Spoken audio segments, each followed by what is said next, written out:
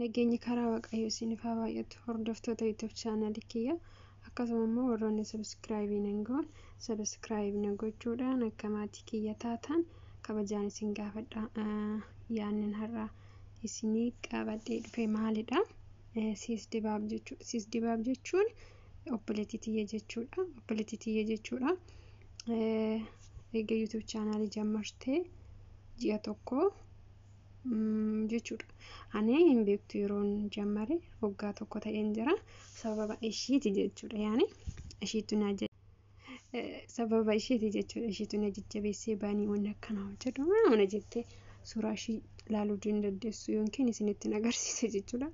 YouTube kiyyarraayyuu injira jechuudha. Yaani suuraa ishiitis waan hundaan na qarqaartee sa'aatii na ilaaluudhaan na qarqaartee yaadadhaan. Ani hin beektu namni waa'ee kiyya beektan akkuma beektanitti ta'e warri hin beekne immoo isin hin barsiisa of fuulduraa fi viidiyoodhaan bahee kaayyoo kiyya akkamii akkan qabu karoora akkamii akkan qabu gana argitu jechuudha. Kana amma wanna tokko hojjenne jechuudhaani. Wanna tokko hin hojjenne sa'aatii guuttadhee subscribe hagana nan qaba. Yaani wanna isin fayyada jedhee yookiin karoora kiyya firii tokkoon hojjenne jechuudha. Ganaan hojjedha. Maaliidhaaf biyya kiyyatti galee wanna isinii fayyada jedhee hojjedhu baay'een qaba jechuudha. Ittis qophaa'een jira. Yoo qayyoo achiin nagahe jechuudha. Nama akkasii ta'uudhaaf mooyyuu jechuudha. Maattuu na kakaasee siis dibaab jechuudha. Siis dibaab jechuun obboleettii tiyya jechuudha. Beekaa kana fakkaata waan ta'eef yoon biyyatti galee mooyyuu kan nu agartan ta'a jechuudha. Kanaafiyyuu ishii nama biyyatti galuudhaaf anatu jammarsiise beektanii anatu eegalee ani bichaan kophaa kiyyamaa hojjenna biyyattis gallee waliin hojjenna waan ta'eefuyyuu eegaliitoo subscribe gochadhuutoo galee jedhee anatu jammarsiise jechuudha. Achumaan jammartee kinoo viidiyoo kana hojjechaa jirti biyyatti mooyyuu galte viidiyoo biraa hin hojjetti jechuudha. Wanta nama barsiisa jettee yaaddu akkuma kiyya hin hojjetti jechuudha. Kanaafiyyuu jechuudha isinillee akka gargaartan hin barbaadda. Warroonni maatii kiyya taatan akka subscribe like share gootaniif yookaan immoo sa'aatillee akka laaltaniif kabajaan isin gaafadha. Isinin jajaa galuudhaaf torbee lamataaf ishiin. Kanaafiyyuu sa'aatii osoo beekaa ayyoo ishinillee biyyatti galte anarratti gattanii jechuudha. Ani immoo isiniif hin deebisa xiqqoo na hafaana biyyatti galuudhaaf ishiin waan galu hedduuf jechuudha. Amma kinoo subscribe 470 qabdi tokkuma guuttee galtee xiqqoo biyyatti hagaa wifi galfattee hagaa haala sirreeffatutti osoo anuyyuu gargaaree isinillee na gargaartanii bakka isin na gargaartan anillee deebisanii isin gargaaruu rakkoo hin qabu jechuudha. Wanna adda addaatiin ani isin gargaaree jechuudha. Akkuma dura warri isin gargaares yaani waqaasaa osoo hin ta'in isin gargaaree jechuudha. Ammas kanaafiyyuu yogguu namaa fi wanna gaarii yaadde waaqarraa argatta jechuudha. Malee nama sanirraan argattu jechuudha. Amma namni tokko ani nam gargaaruun jira.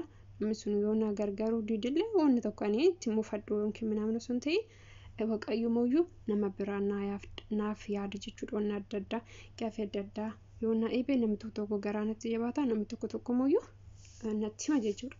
Kanaafiyyuu isin nama tokkoof yoo waygootan jechuudha. Namni sun ulataan adeemsa osoo jettanii hin yaadin bakka akka namatti gargaara. Wanna barbaadaniyyuu nama bakka nama argitan hundayyuu subscribe ta'e wanna hundaanuyyuu wanna biraanitti yaani YouTube bichaadhayyuu son ta'e wanna biraatinuyyuu waaqarraa hin argadha jettanii qarqaaruu qabdu malee namni sun anis waan hin qarqaareef innis haa qarqaaru jettanii hin qarqaarinaa jechuudha. Beekaa ofii keessaniif of gammachiisuudhaaf yookiin waaqarraa argachuudhaaf jecha gargaaruu qabdu jechuudha. Ani mooyyuu gara kiyyaan baay'ee tokko dasna jedha nama gargaaruun wanna hundaanuyyuu jechuudha. YouTube kanarratti illee ta'ee bakka biraatiin illee bakka nama gaddee jiraatu ta'ee wanna badaa arge jennaani haga wanna badaa sanirraa deebisutti dasnan jedhu bakka raafii hin bulu jechuun yaani akka badoo sun ta'e bakka dasnan jiru. YouTube chaanee kana irrattillee waa meeqa keessa darbee as ga'e jechuudhaan yaani gaaffii adda addaa natti ulfaatee bakka maal akka jedhee darbullee didee jechuudha. Hojii tokko na adabanii maaliif na adabanii hojii tokko yaani suuraa nama irra godhadhee fi muuziqaa adda addaa masmuurii irra godhadhee itti sheer godhetan na adaban jechuudha. Maaliif jennaan hin danda'amu jechuudha. Haga monetization ta'anitti muuziqaa masmuurii yookiin bakka viidiyoo nama monetization ta'e ati deemtee yoo hidhatte jechuudha hin ta'u jechuudha. Yeroo isaan copyright sin ta'a sin dabarsu jechuudha. Haga monetization taatutti wanna keetiin bichaa yaani keetii bichaa dhagaa viidiyoo kee bichaadhaan hojjattee darbitee booda mooyyuu yaani hojjatteellee gaariidha jechuudha. Anillee mooyyuu gorsa ta'ee yaada ta'e isinirraa nan barbaada. Sirriitti nan barbaada. I think immoo anuyyuu wannan balleessinaan qaba jechuudha. Ani mooyyuu amma yeroon galee isinittan hima amma himu jechuudha. Namni beekee toonatti himtan jechuudha. Koomentii jalattillee ta'ee yookiin keessanillee wannan ani balleessee wanni yoo isin natti himtan gara kiyyatti nan beeku nama natti himu argannaan jechuudha. Baay'ee tokkoon isin dinqisiisa jechuudha. Yookiin bakka mee nama beeku wannan balleessee nan qaba YouTube kana irratti. YouTube kiyya kana irratti waan balleessi tokko sirti guddaa nan qaba. Yoon galee 100% na sirreessaa fi dhugumaallee nan baasee isinitti hima jechuudha. Ifamallee nan gaafadha jechuudha. Immoo namni mooyyuu geexii osoo nani hin dubbatin mee nama natti himu na yaala jechuudha. Yookiin balleessaa kiyya san nama na gorsu yoon arge baay'een isaa jabsiifadha jechuudha.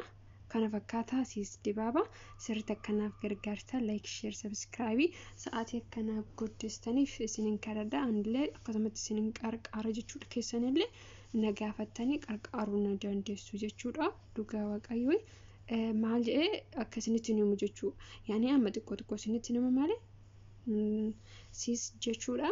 Nama akkamii akka taate yaada akkamii akkanaaf qabdu akkamitti yaani bakka nama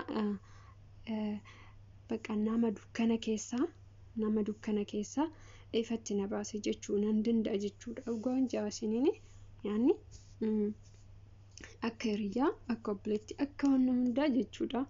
Kan karaa na qabsistee jiru kiyya of fuulduraa yaani YouTube channel kana bichaadha osoo hin ta'in jechuudha. Wanna biraatiin illeedha. Nama wanna biraatiin illee ishiidha jechuudha. Kan karaa na qabsiisee gorsa jechuudha. Irra caalaan nama tokkoo fi kan karaatti deebisu yoo namni sun sammuu qabaatee itti fayyadame yoo nama tokko gorsitee irra oolchite baay'ee tokko fayyadaa qabeecha taata jechuudha. Anamma ishiin faayidaa tokkoyyuu narraan argattu wanna hundayyuu ofumaa kiyyaaf jechuudha. Namni tokko yoo ati gorsitee gorsa keessaan fudhate suma fayyada malee nama saniif fayyadu jechuudha. Akkasanii gorsa ishiisan jechuudha. Waaqayyoon galanni haa ga'u itti fayyadame hojiirra oolchee faayidaa qabeetti ta'e jechuudha. Sirriitti baay'ee tokko gammadeen jira jechuudha.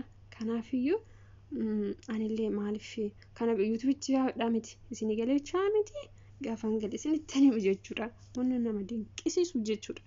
Sirriitti wanna deema dinqisiisu yookiin wanta baqa jiru kiyya keessatti wanna miidhaa guddaa tokko keessa na seesisuu hedduu kan karaatti ishiin na deebiste jechuudha. Yaani baqa wanna tokko yoo nama mari'achuu baattan yookiin nama si gorsuu dhabde baqa anillee xiqqoo mari'achuu nan jaaladha. Wanna tokko hojjechuudhaan dura nama mari'adha jechuudha.